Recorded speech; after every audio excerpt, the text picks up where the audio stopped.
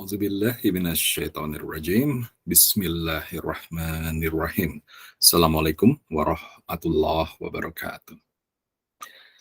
Asyhadu an la ilaha illallah wa asyhadu anna Muhammadan abduhu wa rasuluh. La ilaha illallah wahdahu la syarikalah, lahul mulku wa lahul hamdu wa huwa ala kulli syai'in qadir.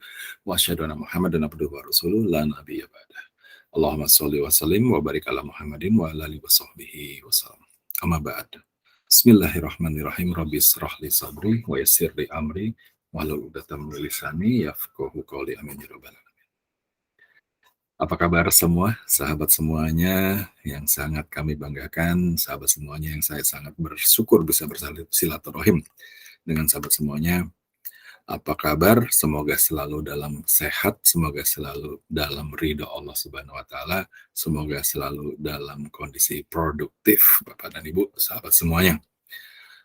Sahabat semuanya, mohon maaf kita baru bisa berjumpa lagi di dalam sesi-sesi kita karena beberapa hal ya yang sedikit mengurangi kesempatan untuk kita bisa berjumpa ya. Nah, kita akan cobalah dengan berbagai cara ya, tentu saja ya, untuk diutamakan kita tetap bersilaturahim karena itu yang utama sebetulnya sahabat semuanya ya. Jadi kadang-kadang kita nih manusia nih suka salah atau tidak tepat dalam prioritas ya. Nah, sama kita belajar dan saling mengingatkan amar ma'ruf nahi mungkar. Baik sahabat semuanya, untuk supaya ringkas gitu ya, mungkin pertemuan kita tidak harus selalu dalam bentuk live, tapi dalam bentuk rekaman seperti ini, tapi yang penting kita terus bisa saling mengingatkan dan saling berjumpa, ya, dan insya Allah juga mungkin suatu waktu kita bisa berjumpa secara tatap muka, ya, secara tatap muka. Sahabat semuanya, mungkin pada sesi ini, bukan mungkin ya, tapi insya Allah pada sesi ini saya akan bagi menjadi 3 sesi, tapi khusus kita membahas kepada satu topik ya, satu topik yang akan dibagi menjadi 3 sesi. Topik ini yang akan diambil dari 2 ayat di dalam Quran, dan topik ini juga sebetulnya pernah kita bahas cukup berkali-kali, tapi tetap akan menjadi diingatkan dan menjadi refreshment supaya semakin mantap kita bisa meneladani, bisa menghidupkan gitu kan, dan bisa berhukum ya, berdasar hukum atau bertahkim ya kepada ayat tersebut atau kepada Quran, sahabat semuanya. Khususnya pada sesi ini kita akan berdasarkan kepada surat Al-A'raf ya, yang akan kita bahas, surat Al-A'raf surat ke-7, yaitu ayat ke-16 dan ayat ke-17, sahabat semuanya ya. Surat Al-A'raf, sekali lagi, surat ke-7, ayat ke-16 dan ke-17 ya. Saya akan bacakan ya sahabat semuanya kedua ayat tersebut. Mudah-mudahan sahabat nanti tolong sempatkan juga ya untuk bisa meninjau lagi dari Qur'annya, cek kedua ayat tersebut, lihat artinya, dan mari kita coba renungkan ya pelajaran-pelajaran apa yang bisa kita dapatkan dari kedua ayat tersebut, terutama ayat 17-nya nanti ya sahabat semua. Oke sahabat semuanya, mari kita akan mulai sekarang ya. Baik sahabat semuanya, surat Al-A'raf ke-7 ya, ayat 16 dan 17. A'udzubillahi minasyaitonirrajim. Bismillahirrahmanirrahim. Qala fabima aghwaytani laqa'udanna lahum shiratakal mustaqim.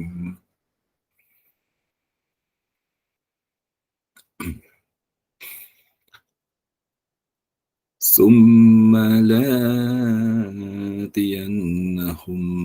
من بين أيديهم ومن خلفهم وعن أيمانهم وعن شمائلهم ولا تجد أكثرهم شاكرين. Sadaqallahul azim. Surat Al-A'raf surat ke-7 ayat 16. Auzubillahi minasyaitonirrajim. Qala fabima aghwaytani. Iblis Yang menjawab nih ya, qala, maka iblis menjawab gitu kan. Karena engkau telah menghukum saya tersesat. Karena engkau maksudnya adalah Allah Subhanahu wa taala. Ini peristiwa waktu itu adalah peristiwa pengusiran iblis ya dari tanah surga pada saat itu ya. Ya karena menolaknya iblis perintah Allah untuk sujud kepada Adam. Iblis menjawab, karena engkau telah menghukum saya tersesat. Ya. Saya benar-benar akan menghalang-halangi mereka. Maksudnya Adam dan keturunannya, maksudnya kita semua, dari jalan engkau yang lurus. Ya. La aqudanna lahum. Saya akan halang-halangi mereka. Dari apa? Dari sirotokal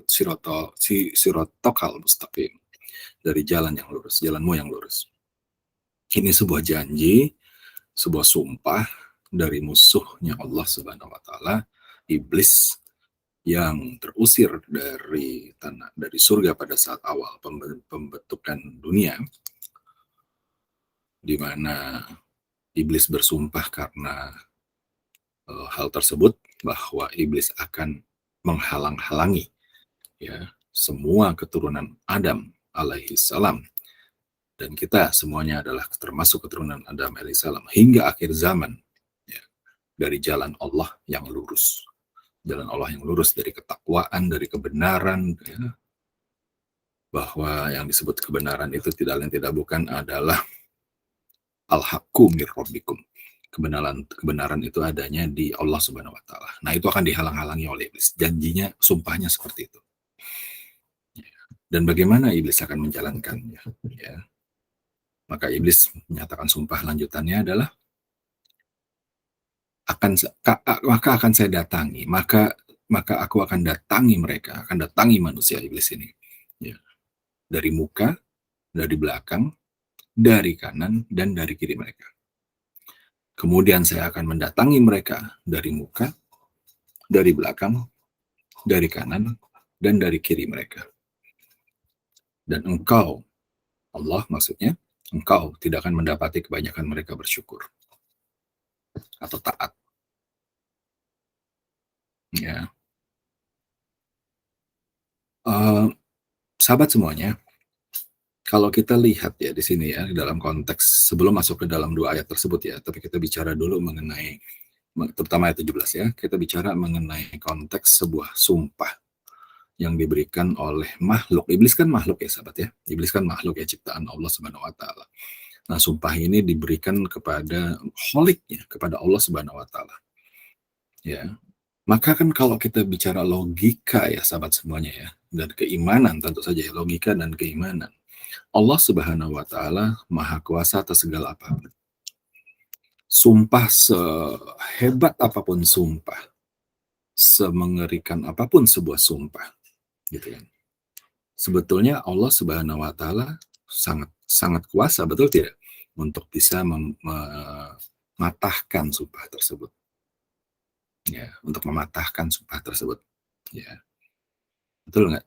Ya. Nah, sekarang kalau kita lihat, misalkan andaikan iblis bersumpah akan menyesatkan manusia dan berjanji bahwa sebagian besar manusia, ingat, sebagian besar manusia akan tidak bersyukur kepada engkau ya Allah. Ya kan? Allah yang Maha Kuasa tentu saja, ya, tentu saja bisa berkata iya dan tidak dengan sangat mudah karena Allah Maha Kuasa atas segala sesuatu. Kun fayakun, ya kan, jadi maka jadilah. Allah bisa berfirman bahwa tidak mungkin kau bisa. Maka kalau Allah berkata tidak mungkin kau bisa menyesatkan sebagian besar manusia, maka insya Allah ya dengan izin Allah, bismillah, sebagian besar manusia akan selamat, atau mungkin seluruhnya bila Allah mengendaki. Allah Maha berkehendak sahabat semua, betul tidak? Ya. Tetapi kenyataannya sahabat semuanya, ya, di ayat 18 Allah menjawab. Ya, kita di 16-17 ya, tapi di ayat 18 ini cukup menarik untuk kita jadikan sebuah renungan. Di ayat 18-nya surat Al-A'raf ini Allah menjawab bahwa auzubillahi minasyaitonirrajim, Allah berfirman, keluarlah kamu dari surga itu sebagai orang terhina dan terusir. Ya. Lihat kalimat berikut dari Allah Subhanahu wa taala, firman berikutnya. Sesungguhnya barang siapa di antara mereka di antara manusia mengikuti kamu, benar-benar aku akan mengisi neraka jahanam dengan kamu semuanya. Sahabat semuanya, lihat firman Allah di penutup ayat ke-18. Sesungguhnya barang siapa di antara mereka, di antara manusia, di antara kita, mengikuti kamu, mengikuti iblis, ya, ajakan iblis untuk tidak bersyukur. Benar-benar aku akan mengisi neraka jahanam dengan kamu semuanya. Ya. Konteksnya, sahabat semua, ya, kalau kita maknai lagi firman Allah ini, apakah sahabat bisa merasakan bahwa Allah Subhanahu wa taala mematahkan sumpah dari iblis? Bagaimana? Ya. Apakah langsung Allah Subhanahu wa taala? Enggak mungkin, tidak bisa. Engkau mau bersumpah seperti apapun, kalau aku mau, aku bisa buat seluruh manusia taat. Apakah dipatahkan seperti itu? Tidak, sahabat semuanya. Kalimat ini, firman ini menunjukkan bahwa Allah mengizinkan bahwa iblis memang mendapatkan biiznillah, dengan izin Allah itu dimampukan untuk bisa menggoda manusia, mengajak manusia menjadi tidak bersyukur. Izinnya Allah keluar. Ya, tetapi tentu dengan catatan tadi, ya. Kalimat firman Allah, sesungguhnya barang siapa di antara mereka yang mengikuti kamu, berarti Allah memberikan, ada membuka izin bahwa manusia ada yang bisa mengikuti iblis. Benar-benar akan aku isi, kata Allah. Mereka nanti dikembalikan kepada neraka jahanam semuanya. Na'udzubillah min zalik. Wow, sahabat semua. Ya, wah. Bisa dibayangkan ini tiga ayat ini memberikan sebuah sinyal ya kepada kita ya, untuk kita benar-benar harus waspada, sahabat semuanya. Ya, ada janji, ada sumpah dari musuh Allah, jangan yang akan membuat kita hancur, yang akan membuat kita celaka. Ya, dan Allah sudah wanti-wanti bahwa dia bisa lakukan itu. Maksudnya iblis bisa lakukan itu. Dibolehkan lakukan tersebut, diizinkan. Ya. Karena memang tidak, untuk Allah Subhanahu wa taala yang maha kuasa atas segala sesuatu, sahabat. Tidak penting untuk Allah Subhanahu wa taala semua makhluknya menjadi taat. Tidak berpengaruh terhadap kekuasaan Allah Subhanahu wa taala. Begitupun sebaliknya, semua makhluk mau ingkar kepada Allah Subhanahu wa taala pun Allah tidak bergeming sama sekali kekuatan yang maha dahsyat. Ya, sahabat semuanya. Jadi Allah tidak ada dalam suatu kepentingan di sini antara taat atau tidaknya kita. Kita yang memiliki kepentingan tersebut. Kita yang memiliki kepentingan tersebut.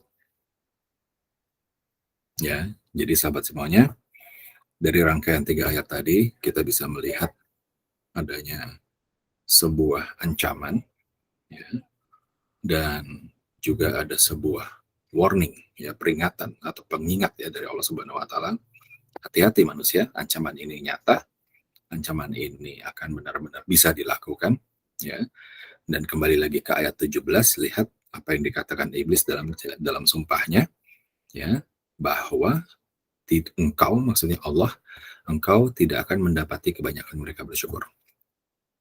Engkau tidak akan mendapati kebanyakan mereka bersyukur.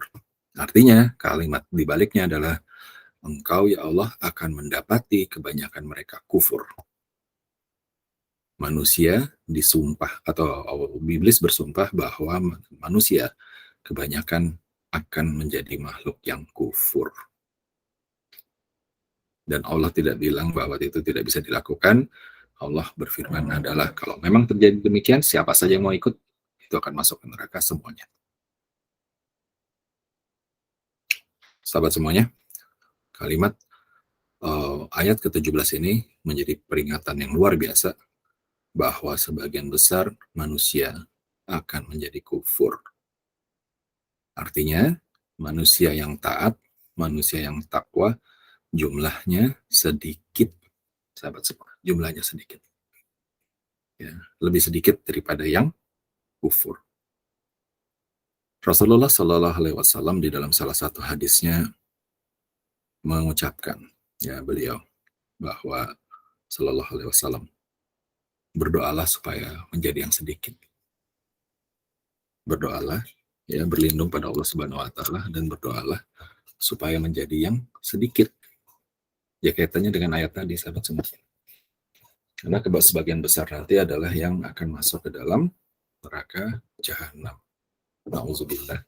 Summa nauzubillah. Mudah-mudahan kita tergolong yang sedikit sahabat semuanya, yang terhitung takwa oleh Allah Subhanahu wa taala. Baik. Sahabat semua, konteks berikutnya adalah kita bicara mengenai ayat ke-17 tadi bahwa ada tiga arah, ya ada tiga arah dari iblis ini yang nanti akan membuat manusia kufur, yang membuat manusia tidak bersyukur, ya, yaitu arah depan dan belakang, arah kanan dan kiri. Nah itu yang mungkin kita akan bahas sebagai khusus bahasan pada topik kita ini yang insya Allah akan kita bagi menjadi 3 bahasan. Baik sahabat, kita akan langsung saja ya, insya Allah. Bismillahirrahmanirrahim. Baik, kita akan mulai dari iblis akan menggoda manusia dari arah belakang. Dari arah belakang. Belakang saya, di belakang. Nggak ada siapa-siapa ya yang terlihat di mata kita yang lemah ini, nggak kelihatan ada siapa-siapa di belakang. Ya. Tapi iblis akan menggoda, ya mengajak godaannya dari arah belakang kita. Nah, sahabat semuanya, salah satu bentuk tafsiran dari arah belakang ini yaitu menggambarkan mengenai masa lalu kita. Kita ini sebagai manusia, kita ini memiliki kisah, ya kita ini memiliki cerita, yang mana kisah kita itu sudah kita tuliskan sejak kita lahir sampai pada saat sekarang nih kita sedang bertatap muka secara virtual, sampai kita insya Allah akan menulis kisah-kisah lanjutan di masa depan atau besok hari dan seterusnya. Nah, jadi itu adalah penggalan dari kisah, ya perjalanan kita. Nah, salah satu bentuk perjalanan kita atau periode perjalanan kita adalah masa lalu. Ya, masa lalu yang sudah kita lewati. Masa lalu yang sudah dilewati itu kapan? Ya, contohnya sekarang ya, menit yang sekarang, detik yang sekarang berjalan ini aja udah bagian dari masa lalu. Ya, setiap kali detik berjalan itu sudah menjadi bagian dari masa lalu. Dan itulah yang salah satu cara iblis menggoda kita. Iblis akan menggoda kita dengan membuat kita teringat ya, atau kita menggunakan masa lalu kita menjadi sebuah acuan sikap kita pada saat sekarang ini. Ya. Namun yang dibuat adalah atau yang dilakukan adalah dalam bentuk godaan, yaitu qalbi kita yang diguncang, qalbi kita yang dibisikkan, ya bahwa masa lalu tersebut akan memberikan dampak negatif, akan memberikan ketakutan, akan memberikan kerusakan, akan mengakibatkan ini dan itu, dan satu yang paling sulit untuk bisa dihindari oleh kita nih, sahabat semua, oleh manusia adalah rasa penyesalan. Menyesal adalah bagian dari tobat sahabat semuanya. Ya.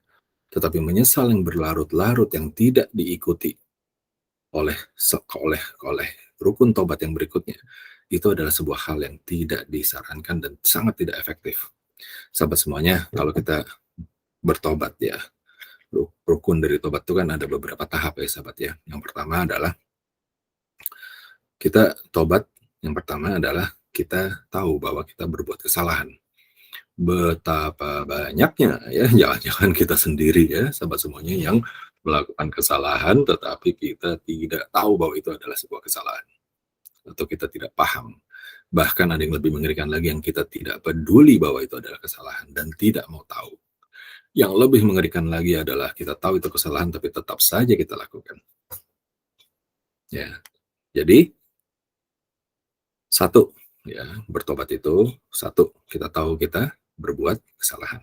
Kita paham berbuat salah. Masuk ke berikutnya, nggak berhenti sampai di situ sahabat semuanya. Tobat itu tidak berhenti sampai di situ. Masuk ke tahap atau langkah berikutnya dari rukun tobat kita adalah setelah kita tahu kesalahan, kita menyesal terhadap kesalahan tersebut. ya kita menyesal. Yang ini saja belum tentu semua dari kita sanggup melakukan. Ya, ada yang bikin dosa, tahu loh itu dosa gitu kan, lalu dia jalankan tetap ya, lalu dia akhirnya bikin kesalahan gitu kan, tapi nggak ada rasa sesal tuh, ya nggak menyesal. Ya, ada yang mengulang lagi, padahal dia sangat paham bahwa itu adalah salah, nggak, jadi nggak menyesal, tidak ada rasa sesal. Bahkan ada yang lebih celaka lagi, nauzubillah min zalik ya, sahabat, jangan sampai terjadi terhadap kita, keluarga kita, orang-orang yang kita cintai, sahabat-sahabat semuanya, nauzubillah. Yang justru ketagihan dengan dosa atau kesalahan tadi. Alih-alih menyesal gitu kan, malah jadi ketagihan. Nauzubillah. Ya, itu langkah kedua. Tahu akan kesalahan, kemudian dia menyesal dengan kesalahan atau dosa yang diperbuat, dan yang ketiga adalah berjanji atau berjanji tidak mengulang. Berjanji tidak mengulang. Sebab semuanya betapa banyak juga orang-orang yang gagal sampai ke tahap ketiga ini. Dia tahu kesalahannya, ada rasa sesal, tapi diulang lagi ya. Diulang lagi dalam berbagai macam alasan gitu kan. Ada yang alasannya kesempatan, ada yang alasannya kepepet, ada yang alasan apapun ya. Tapi gagal mencapai ke yang tahap ketiga dari rukun tobat tadi. Tahu kesalahannya, menyesal yang kedua, kemudian tidak mengulang. Nah, sahabat semuanya, berhenti sampai di sini? Ternyata tidak. Ya. Lengkapi rukun tersebut dengan yang keempat, yaitu ganti dengan kebaikan. Ganti dengan amal soleh, sahabat semuanya. Ya.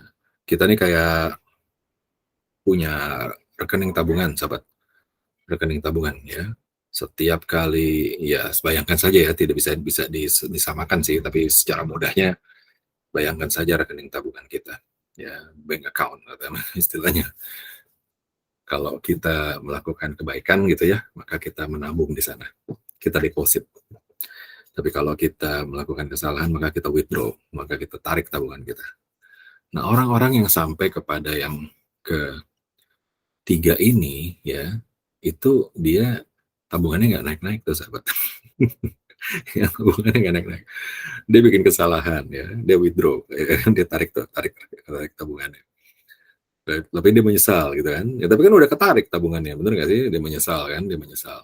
Lalu dia tidak mengulang. Jadi dia, yaudah deh, saya nggak akan withdraw lagi, saya nggak akan tarik lagi. Ya. Nah, kalau dia sudah menarik tabungannya, lalu dia menyesal, dan dia berjanji tidak akan mengulang lagi, nggak akan narik lagi, tabungannya sekarang bertambah atau berkurang? Ya berkurang, sahabat semuanya, orang kan dia udah ditarik kan di awal ini, betul nggak sih? Ya kan? Nah, yang harus dilakukan adalah yang keempat, yaitu tabung lagi dong, gitu, deposit lagi, setor lagi. Nah, buatlah kebaikan, ya, berbuatlah, ganti dengan amal soleh, gantilah dengan perbaikan-perbaikan, ganti dengan kebaikan-kebaikan, ganti dengan perbaikan-perbaikan. Amal soleh itu bisa sahabat lakukan, ya, insya Allah kepada orang lain, ya, amal soleh. Tapi juga ada amal soleh yang bisa dilakukan untuk diri sendiri, ya, yaitu membuat perbaikan-perbaikan. Itu bagian insya Allah dari amal soleh tuh nanti ya, untuk diri sendiri ya. Banyak nih orang yang amal banyak kepada orang lain gitu, tapi kepada diri sendirinya lupa. Yang kepada orang lain beramal solehnya luar biasa, bagus. Dirinya sendiri aniaya gitu, dia lupa gitu ya, dirinya sendiri belum bisa membaca Quran, dia lupa belajar Qurannya, dirinya sendiri sholatnya masih belum khusyuk, dia lupa untuk membuat sholatnya menjadi khusyuk, ya, dirinya sendiri belum memahami ayat-ayat Quran, dia lupa untuk bisa mencoba mengamalkan, menghafalkan, memahami dan mengamalkan ayat-ayat dari Quran, padahal itu wajib. Ya, jadi itu ya 4 ya, sahabat semuanya ya. Nah, 4 tadi apa tadi? Ulang lagi ya. Tobat itu kita pertama tahu kesalahan kita, yang kedua adalah kita menyesal, yang ketiga kita mengulang tidak, berjanji tidak mengulang, dan yang keempat ganti ya, ganti dengan amal soleh. Ya, tuntaskan seperti itu sahabat. Baik, nah sekarang sahabat semuanya kembali lagi. Masa lalu kita itu sejatinya adalah yang membentuk kita pada saat sekarang. Nih sahabat sekarang melihat saya seperti ini, ya wajahnya seperti ini gitu kan. Sahabat semua silakan coba bercermin. Nah, lihat wajahnya masing-masing. Apa yang sahabat semua lihat di cermin tersebut adalah bentukan ya dari kisah sahabat semuanya dari masa lalu membentuk kita pada saat sekarang. Ya. Nah, di dalam membentuk itu, kisah kita di masa lalu itu ada hal-hal yang membuat kita senang, ada hal-hal yang membuat kita sedih, ada hal-hal yang mengangkat kita, ada hal-hal yang menjatuhkan kita, dan seterusnya. Nah, iblis menggoda dari segala arah di masa lalu itu, sahabat semuanya. Bagaimana caranya? Coba lihat, perhatikan. Ya, apakah rasa senang atau rasa uh, bahagia itu ya, itu bisa menjadi godaan, pintu godaan dari iblis? Ternyata bisa, sahabat semuanya. Ya, betapa banyak dari kita itu yang masih terbius dengan kesenangan di masa lalu. Betapa banyak dari kita yang lupa bahwa kita ini sudah berubah status. Misalnya nih, sahabat, dulu waktu masih bujangan, dulu waktu masih bujangan ya kan, wah gitu semuanya apa kayak dunia dunia seolah milik kita gitu ya. Mau jalan kemana terserah gitu kan, mau pulang malam terserah gitu kan ya, lupa ke masjid lah segala macam ya. Aduh, subhanallah ya masa remaja gitu kan, masa remaja. Ya, saatnya mencari cita dan cinta gitu kan. Nah, sahabat semuanya, itu masa lalu ya. Tapi nggak juga, mungkin ada yang masih remaja juga nih di sini gitu kan, ya nggak apa-apa ya. Tapi ingat ya, remaja yang terbaik itu adalah yang selalu ingat kepada masjid, ingat kepada Allah Subhanahu Wa Taala. Yaitu salah satu yang akan mendapatkan kenikmatan ya di hari akhir itu adalah anak muda atau remaja gitu kan, yang selalu rindu dengan masjid ya, dengan Allah Subhanahu Wa Taala. Karena apa? Karena khusus ya remaja seperti itu tuh luar biasa. Kenapa? Karena desakan-desakan kolbi di dalam saat remaja itu luar biasa, sahabat semuanya ya. Pertarungannya itu luar biasa gitu kan. Nah, jadi kalau mereka yang selalu mengingat kepada ketakwaan, remaja ini khusus dinilai oleh Allah Subhanahu Wa Taala, ya diistimewakan. Nah, um, sampai di mana tadi ya, kenapa ngomongin soal remaja? Oh ya, jadi gini. Nah, sekarang statusnya berubah gitu kan. Statusnya sudah menjadi seorang yang dewasa, sudah berkeluarga, bahkan sudah memiliki anak-anak gitu kan, harus dibina, wajib dibina. Nah, mungkin ada hal-hal yang memang harusnya ditinggalkan gitu kan, tidak tidak terbius dulu dengan semua kesenangan itu. Atau ada lagi yang lain, misalnya seseorang yang dahulunya mempunyai kedudukan, betapa banyak ini ya, betapa banyak terjadi gitu kan. Kedudukannya tersebut sudah tidak lagi menempel kepadanya, tetapi dia memaksakan dirinya untuk terus menempel kepadanya. Ya. Nah, itu kenapa? Karena kedudukannya dicari bukan karena untuk mencari ridhonya Allah. Kedudukannya dicari atau didapatkan atau dijalankan supaya mendapatkan ridhonya manusia, supaya mendapatkan pujian dari manusia.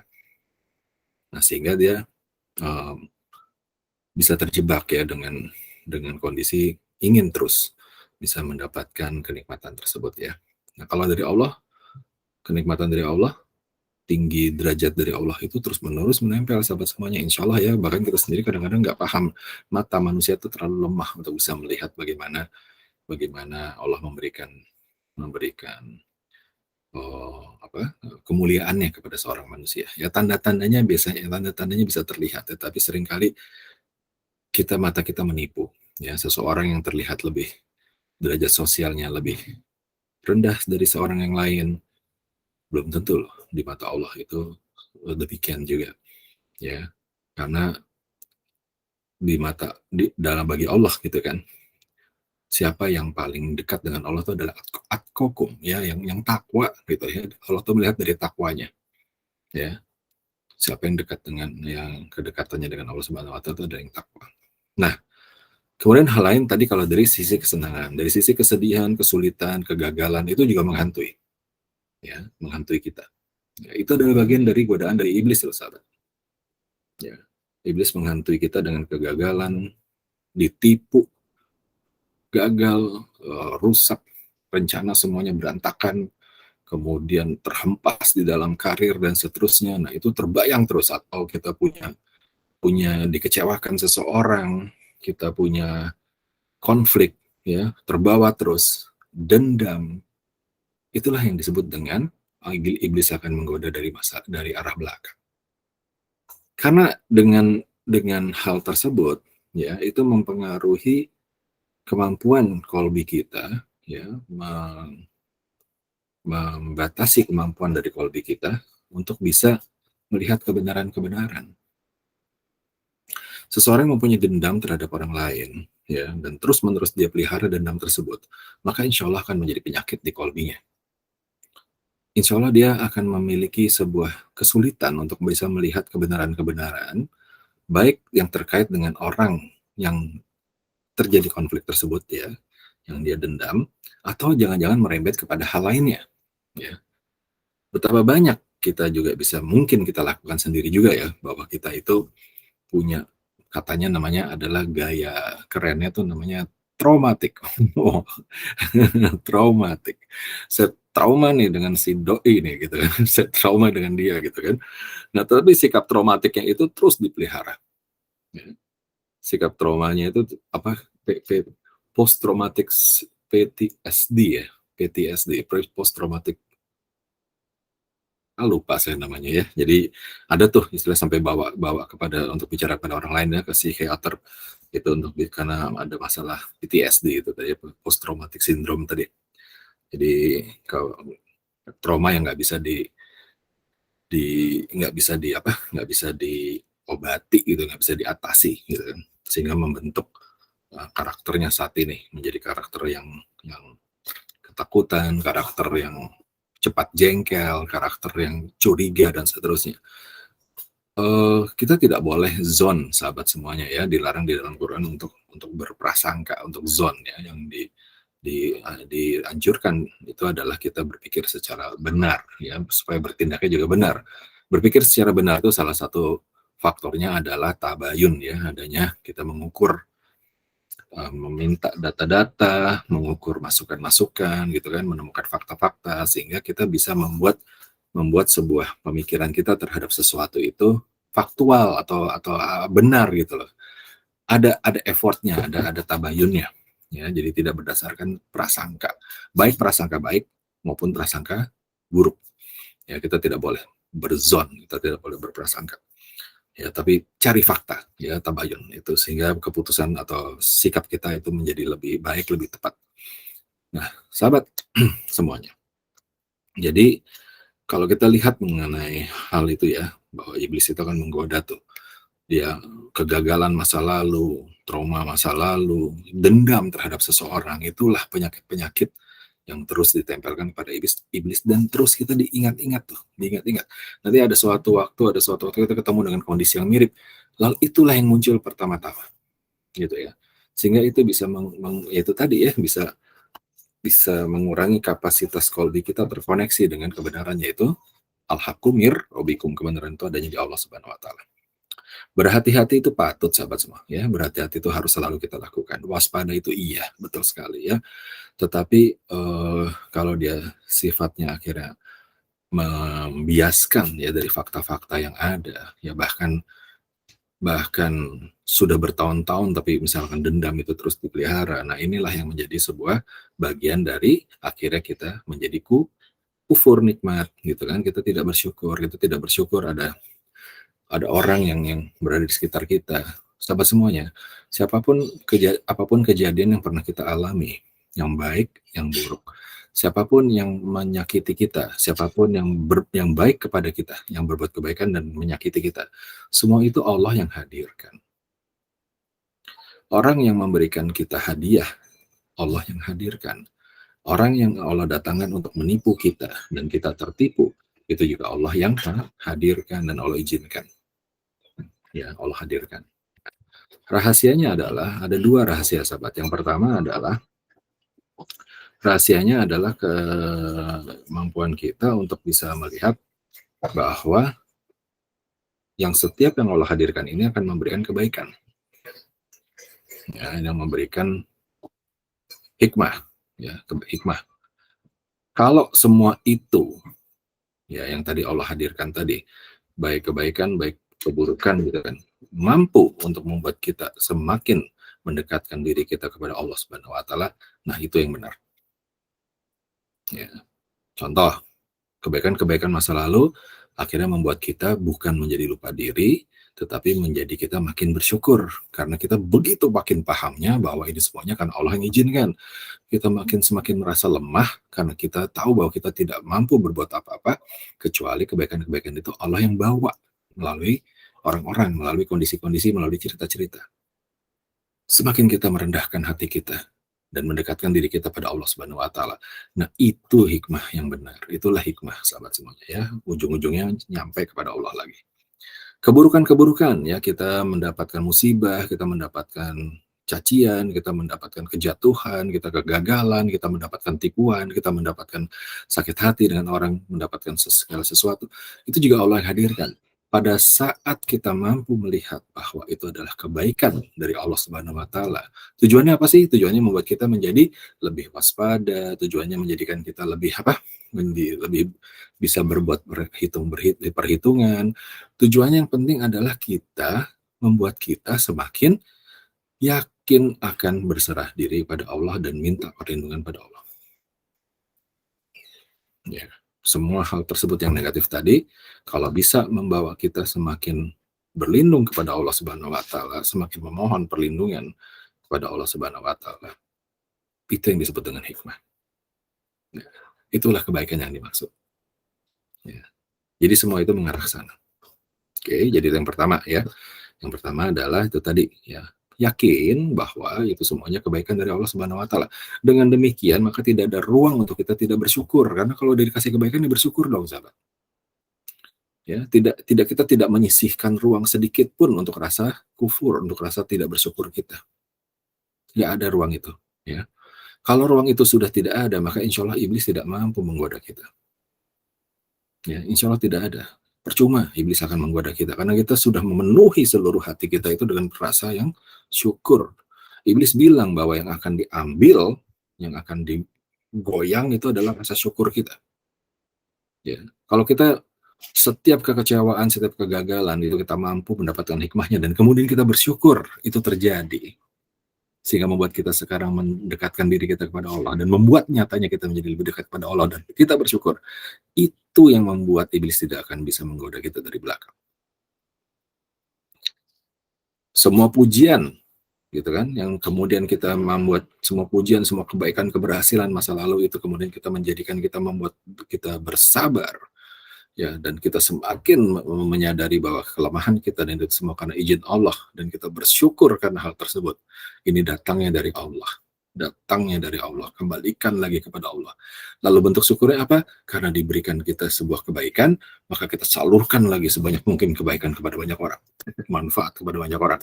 Kan titipan itu kebaikan itu, ya, dititipkan, disalurkan dong, ya sahabat semuanya. Jangan ngembang, ngembang itu apa sih ya? Mampet gitu. Salur itu salurannya Allah loh sahabat. Ya, rezeki semua itu salurannya Allah loh. Jangan dibikin mampet. Ya nanti ngembang ya, nanti bisa apa ngembang tuh apa sih ya? Apa sih namanya? Ngembang ya sahabat ya. Meludak gitu ya. Jangan ya, salurkan lagi gitu semua. Nah, itulah bentuk rasa syukur. Nah, kalau sudah dipenuhi dengan seperti itu, maka insya Allah nggak ada ruang tuh untuk tidak bersyukur. Tidak ada ruang untuk bisa digoda, insya Allah. Nah, berlatih, sahabat semuanya ya, berlatih. Peka, makin peka. Silakan sahabat semua yang masih merasa punya dendam, yang masih merasa punya rasa bangga yang terus dibawa sampai sekarang, coba belajar dari situ, ya, coba atasi. Ya. Kuncinya adalah arah manapun kebaikan atau tidak kebaikan. Itu kan mata kita manusia. Ya. Untuk Allah semua itu kebaikan, sahabat semuanya. Ya, yang Allah berikan kepada kita itu cuma kebaikan saja. Mata kita ini atau hati kita ini yang menerjemahkannya menjadi sebuah kejelekan, keburukan, keluar biasaan. Itu hati kita yang menerjemahkan. Sebetulnya semua itu kebaikan yang harus dan wajib kita syukuri. Ya, auzubillahi minasyaitonirrajim. La in syakartum wa lazidanakum. Syukur nanti nikmatnya ditambah lagi ya insya Allah. Nah, tadi itu yang pertama, semua yang pertama melulu dari tadi ya. Nah, yang kedua sahabat semuanya ya, memaafkan. Sahabat semuanya, begini ya. Coba perhatikan, ada orang yang minta maaf, ada orang yang memberi maaf. Kan selalu dua sisi tuh kan, bener nggak sih? Kalau kita melakukan sesuatu salah, kita minta maaf. Nah, orang yang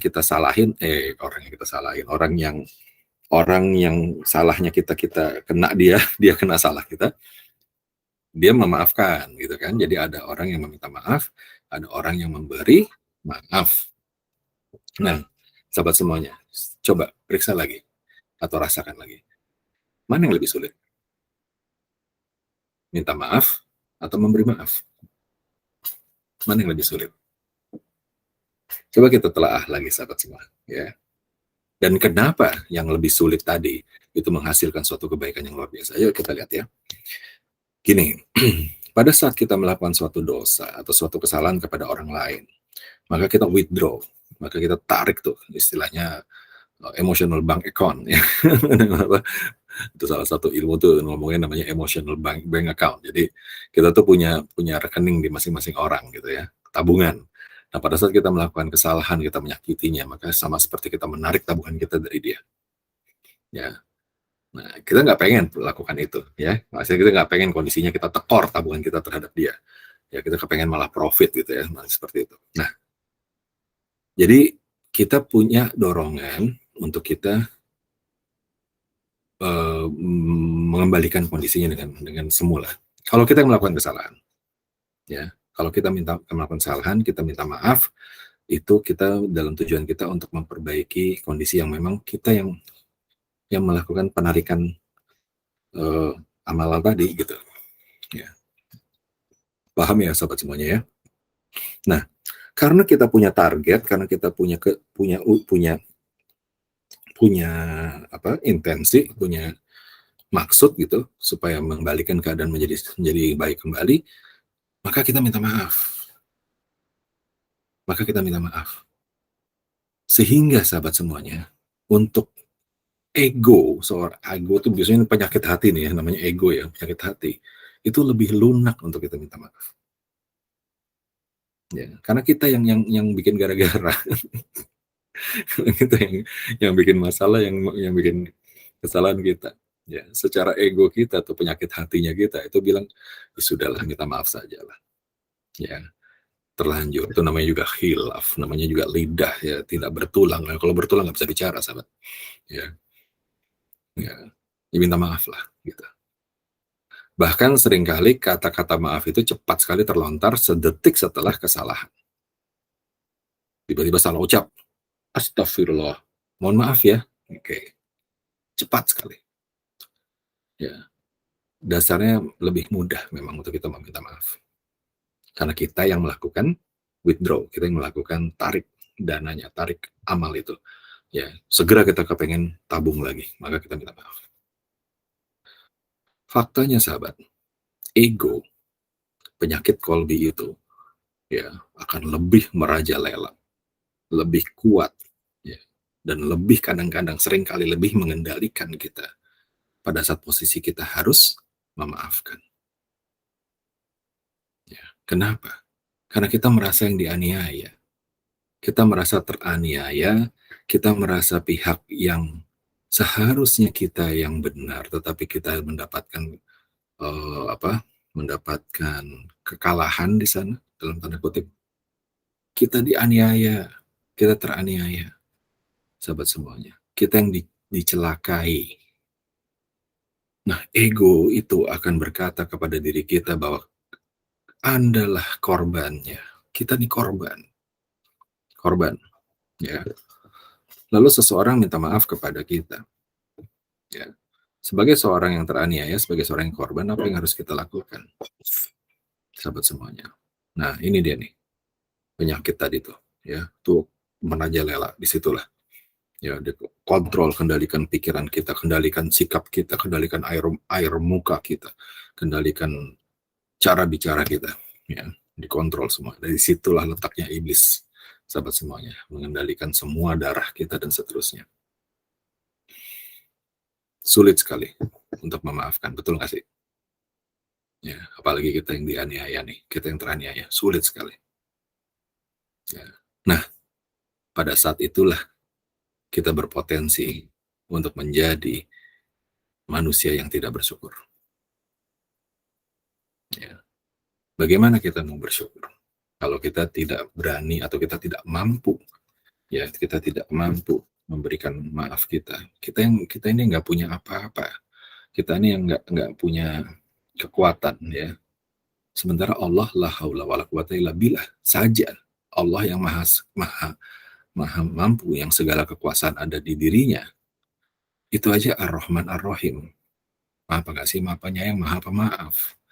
Sahabat semuanya, ya. Pun demikian ada catatan, ada hal-hal yang Allah tidak terima sama sekali, yaitu kalau sudah terkait dengan tauhid, ya, dosa syirik, ya, nauzubillah. Dosa syirik itu yang terberat, ya, nauzubillah.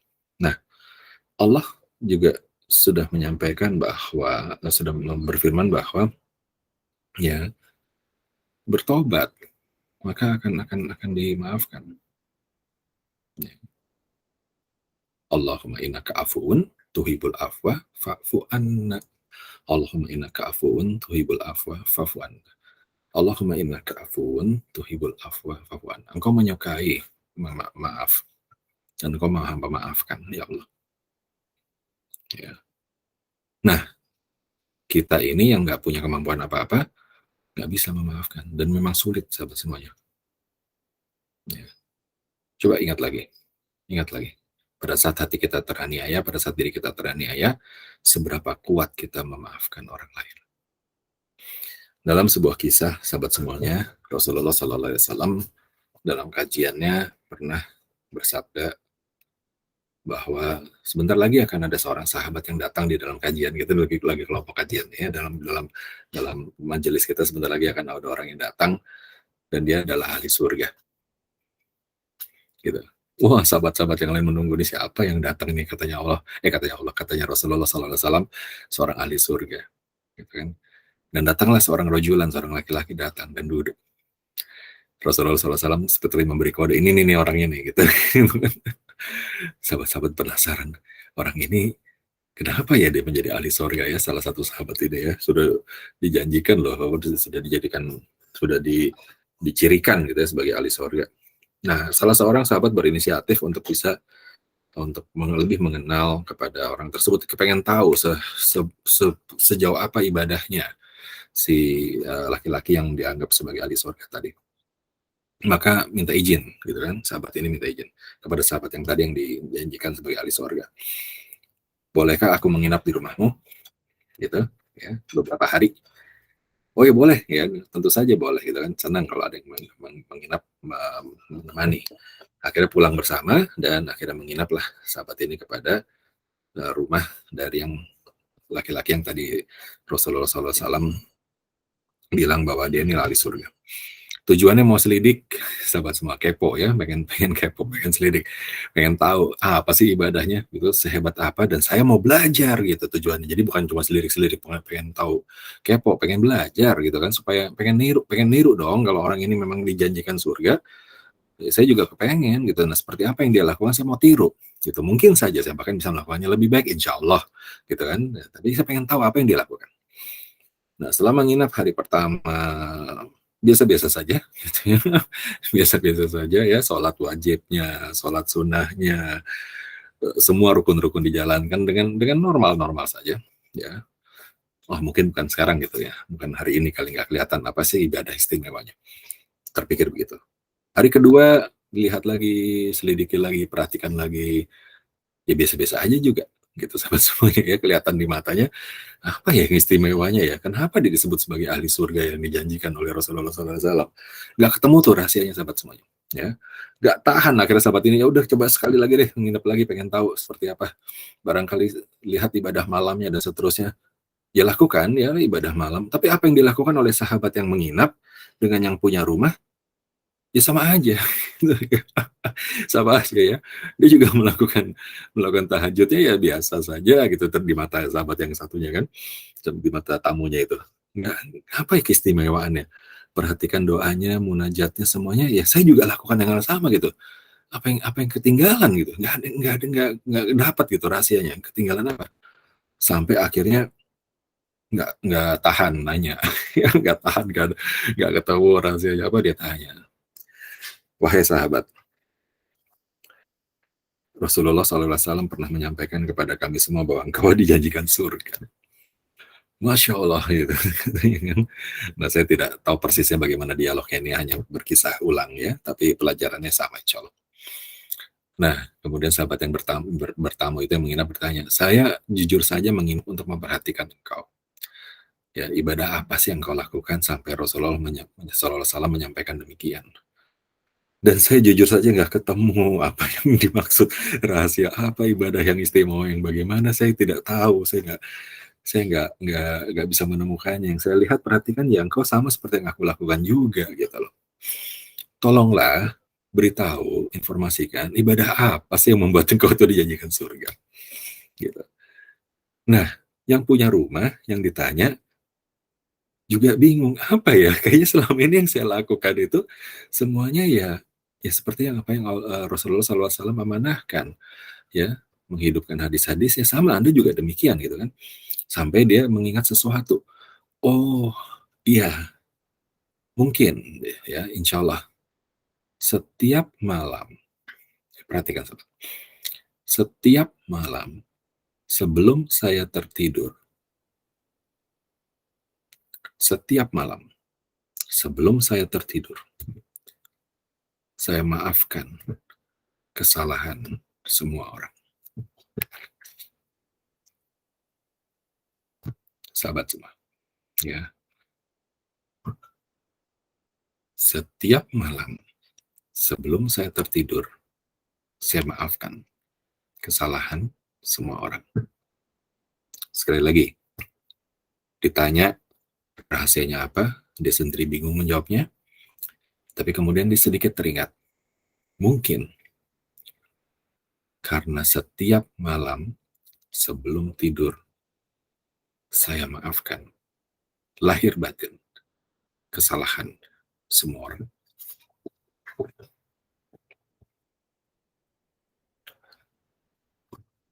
Orang ini tidak begini sahabat semuanya ya. Kesalahan semua orang itu mungkin belum tentu kita tahu loh gitu ya. Ada orang-orang yang jelas-jelas yang kita paham atau kita ingat bahwa dia berbuat kesalahan kepada kita. Ya, tapi ada juga mereka-mereka yang mungkin tidak sadar bahwa mereka berbuat kesalahan kepada kita. Tapi kita sempat merasa dianiaya, teraniaya, ya. Orang jalan buru-buru menyenggol kita, misalkan. Mungkin dia terburu-buru karena satu hal yang kita tidak paham, tapi kita merasa tersakiti. Ya, menginjak kaki kita atau mobil kita digores dan seterusnya karena berselisihan di dalam perjalanan misalkan. Ya. Atau yang memang benar-benar memang menyakiti kita, yang dengan niatnya gitu ya. Nah, laki-laki calon surga ini mengatakan dia tidak peduli semua itu. Dia tidak peduli kesalahan orang itu apakah disengaja ataupun tidak disengaja. Setiap tidur, sebelum tidurnya, sebelum terlelap, hatinya memaafkan. Amalan itu ternyata nilainya luar biasa, sahabat. Mampu membuat Rasulullah SAW menyatakan bahwa inilah ahli surga.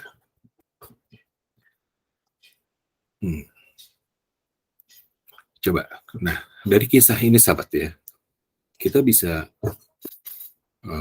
merasakan sebetulnya ya, memaafkan itu hal yang istimewa. Hal yang istimewa, bernilai sangat tinggi. Kenapa? Karena memang sulit untuk dilakukan. Sulit, itu perjuangan sahabat. Itulah bagian dari jihad bersungguh-sungguhnya kita. Dan disitulah letak utama dari godaan iblis kepada kita. Sahabat semuanya, ya. Untuk sesi ini, kita tutup sampai di sini dulu. Ingat bahwa iblis menggoda dari arah belakang kita, dari masa lalu kita. Baik berupa kebaikan-kebaikan maupun keburukan-keburukan. Kita akan digoda dari itu semua. Ya. Kuncinya adalah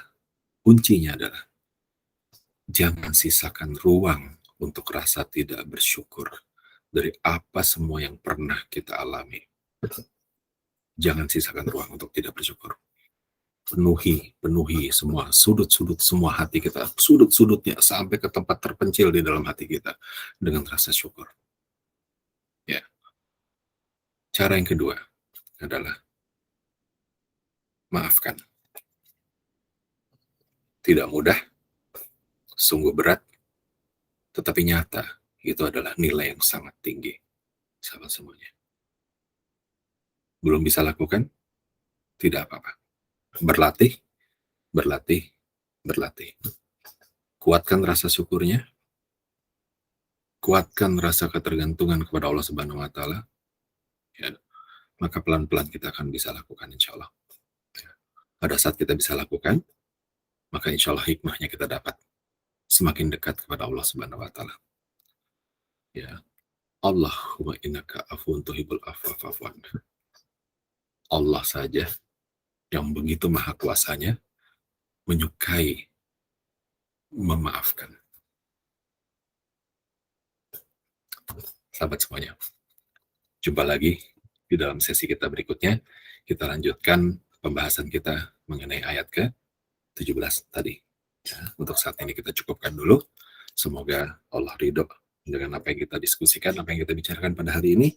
Dan semoga Allah memberikan penguatan kepada ketakwaan kita, kebersihan kepada kolbi kita, kesabaran kepada semua kehidupan kita. Mari kita tutup dengan doa, sahabat semuanya. Auzubillahiminasyaitonirrajim. Bismillahirrahmanirrahim. Rabbi adkhilni mudkhala sidqi wa arijni muraja sidqi wa ja'alni min ladunka sultanan nasira. Hasbunallah wa ni'mal wakil, ni'mal maula wa ni'man nasir. Rabbana atina min ladunka rahmatan wa hayyi lana min amrina rasyada. Rabbana atina fid dunya hasanah wa fil akhirati hasanah wa qina azabannar. Raditu billahi rabban wa bil islam dina wa bi Muhammadin sallallahu alaihi wasallam nabiyya wa rasuluh. Subhana rabbika rabbil izzati amma yasifun wa salamun alal mursalin walhamdulillahirabbil alamin. Amin ya rabbal alamin. Kita tutup dengan hamdalah sahabat semuanya. Alhamdulillahirabbil alamin. Mohon maaf lahir batin. Subhanakallahumma rabbana wa bihamdika asyhadu an la ilaha illa anta astaghfiruka wa atubu ilaik. Assalamualaikum warahmatullahi